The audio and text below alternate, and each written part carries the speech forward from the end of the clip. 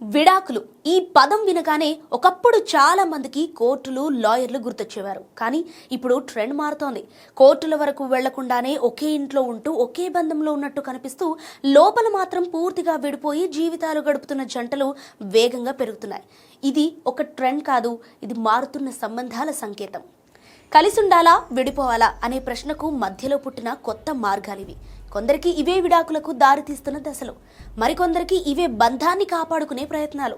Court తీర్పు లేకుండానే బంధం నెమ్మదిగా చనిపోతున్న సందర్భాలున్నాయి.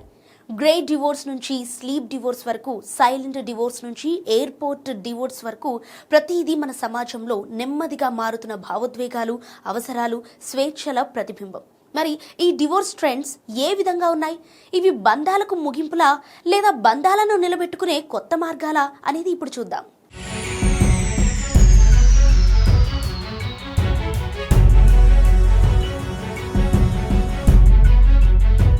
ఇటీవల ఎక్కువగా వినిపిస్తున్న ట్రెండ్ గ్రే డివోర్స్. దశాబ్దాల పాటు కలిసి జీవించిన దంపతులు పిల్లలను పెంచి వారిని లైఫ్లో సెటిల్ చేసిన తర్వాత డివోర్స్ తీసుకుంటున్నారు. ఈ కేటగిరీలో ఎక్కువగా 50 ఏళ్లు దాటిన వయసు వారే ఉంటారు. ఈ డివోర్స్ ట్రెండ్ ఆశ్చర్యకంగా అనిపించినా లోపల కారణాలు చాలా లోతైనవి.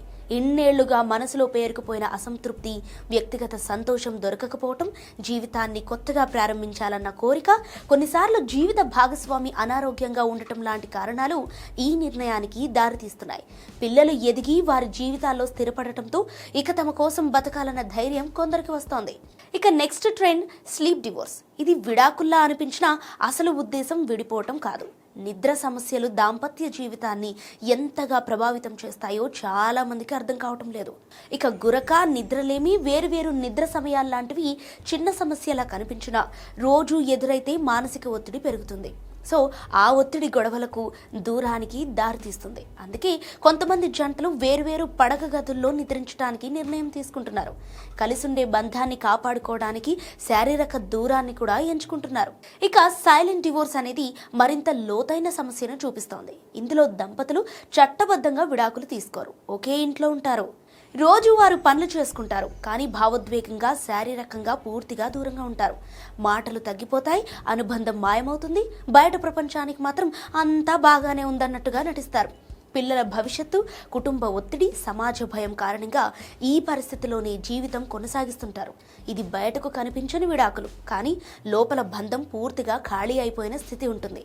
ఇటీవలే వైరల్ అవుతున్న మరో ట్రెండ్ ఎయిర్పోర్ట్ డివోర్స్. పేరు వినగానే ఆశ్చర్యంగా అనిపించినా దీని వెనక భావన స్పష్టంగా ఉంటుంది. ప్రయాణాల్లో ఇద్దరు ప్రతి క్షణం కలిసి ఉండాల్సిన అవసరం లేదన్న ఆలోచన ఇది. ఎయిర్పోర్టుకు వెళ్లిన తర్వాత చెక్ ఇన్ అయ్యాక ఇద్దరు విడిగా గడపడం, తమకు నచ్చిన షాపింగ్ చేయటం, నచ్చిన ఆహారం తినటం చేస్తున్నారు. ఇలా చిన్న చిన్న వ్యక్తిగత స్పేస్లు ఇవ్వటం వల్ల పెద్ద గొడవలు తప్పుతున్నాయని కొందరు చెబుతున్నారు. ఇక మహిళల మధ్య పెరుగుతున్న మరో ఆలోచన మెనో డివోర్స్. మధ్య వయసులో మెనోపాజ్ సమయంలో మహిళల్లో శారీరక మార్పులతో పాటు మానసిక మార్పులు కూడా వస్తాయి. ఈ దశలో చాలా మంది మహిళలు తమ జీవితాన్ని, తమ వివాహ బంధాన్ని తిరిగి సమీక్షించుకుంటున్నారు. ఇన్నాళ్లు భరించిన అసంతృప్తిని ఇక కొనసాగించలేమన్న భావన బలపడుతోంది. ఆర్థికంగా స్వతంత్రంగా మారిన మహిళలు పిల్లలు పెద్దవాళ్లైన తర్వాత తమ సంతోషానికి ప్రాధాన్యం ఇవ్వాలన్న ఆలోచనతో విడాకుల వైపు అడుగులు వేస్తున్నారు. ఇది మెనోపాజ్ వల్లే జరుగుతుందని చెప్పలేం, కానీ ఆ దశలో వచ్చే ఆత్మ పరిశీలన ఈ నిర్ణయాలను వేగవంతం చేస్తోంది. ఇలా ఎన్నో రకాల డివోర్స్లు ఇప్పుడు ట్రెండ్ అవుతున్నాయి. అయితే అసలు పెళ్లే చేసుకోకపోతే డివోర్స్ గోలే ఉండదు కదా అని సింగిల్ సలహా ఇస్తున్నారు.